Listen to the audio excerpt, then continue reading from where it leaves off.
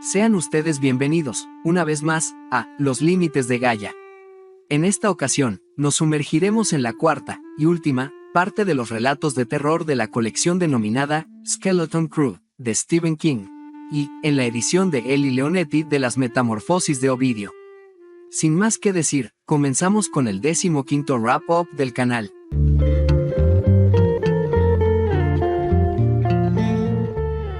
Sinopsis. Un grupo de chicos y chicas sale a navegar en una balsa sobre un pacífico lago, donde una oscura mancha viscosa los acosa. En la cárcel, un interno tiene extrañas pesadillas en las que aparece una mujer que le atrae y repele a la vez, porque se convierte en una inmensa rata. Dos cuentos inéditos del gran maestro del terror, un terror que se instala en situaciones cotidianas con total familiaridad. Una realidad sobrenatural que traspasa los límites de lo fantástico para infiltrarse en nuestras vidas y sembrar la angustia en las noches de insomnio. Análisis. Dos historias para no dormir es la cuarta y última parte del compendio de relatos de terror denominado Skeleton Crew, elaborado por el escritor estadounidense Stephen King, y está, Este compendio consta de La Balsa y Nona. En La Balsa, seremos testigos de la historia de 4 jóvenes, 2 hombres y 2 mujeres, que se van a nadar a un lago desierto, en medio de la nada, y que, si les pasara algo, absolutamente nadie les podrá ayudar. Y, adivinen qué, efectivamente, algo les va a pasar. Por azares del destino, y, sobre todo, de la trama, nuestros protagonistas quedan varados en una pequeña balsa, sin posibilidad de moverse.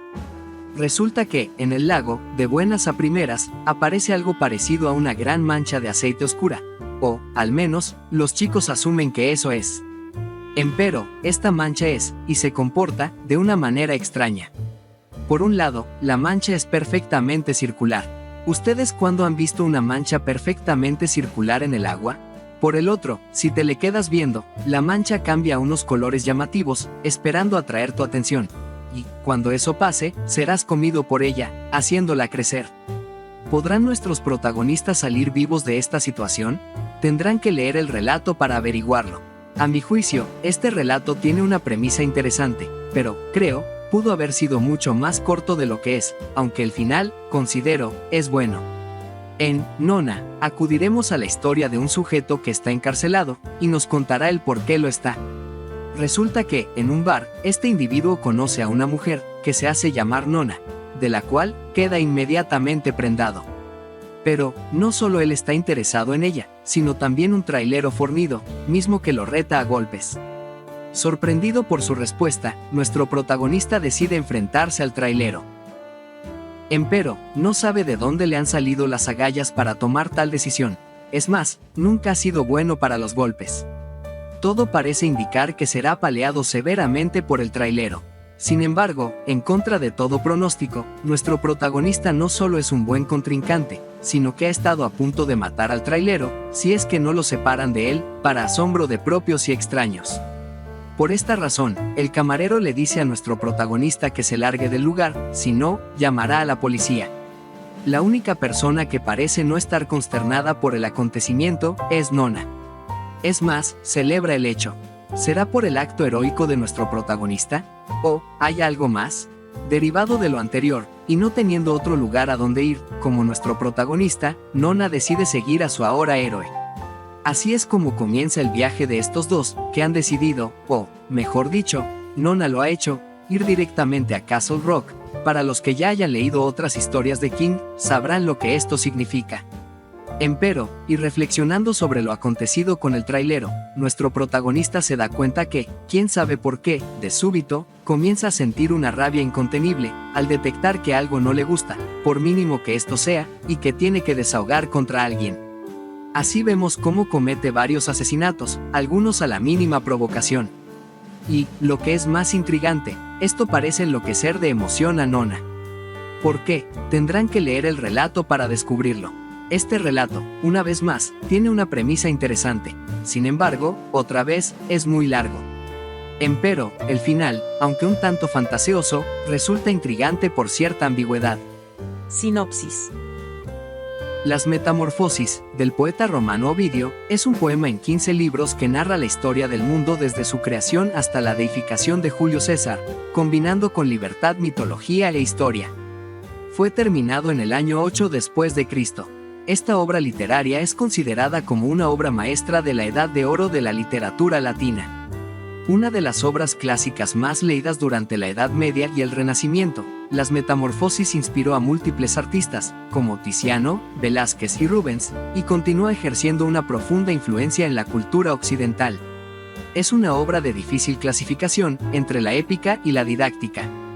Fue escrita en hexámetros y consta de más de 250 narraciones mitológicas que se suceden en el tiempo desde el origen del mundo hasta la transformación en estrella del alma de Julio César, describiendo los cambios físicos que hacen las distintas divinidades para conseguir fines distintos, griego y romano.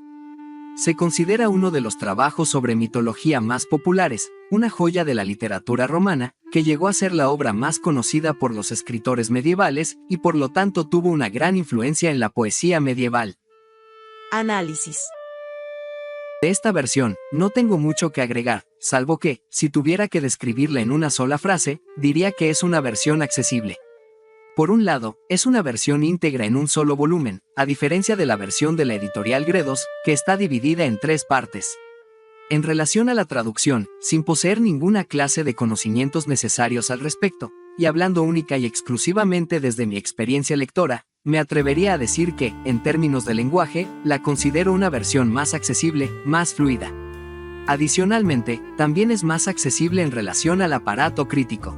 En este sentido, otra vez, a diferencia de la versión de la editorial Gredos, la introducción es más corta, ya que aborda, en términos generales, la vida y obra de Ovidio, sin profundizar filológicamente hablando. Por eso, este aparato crítico es más accesible.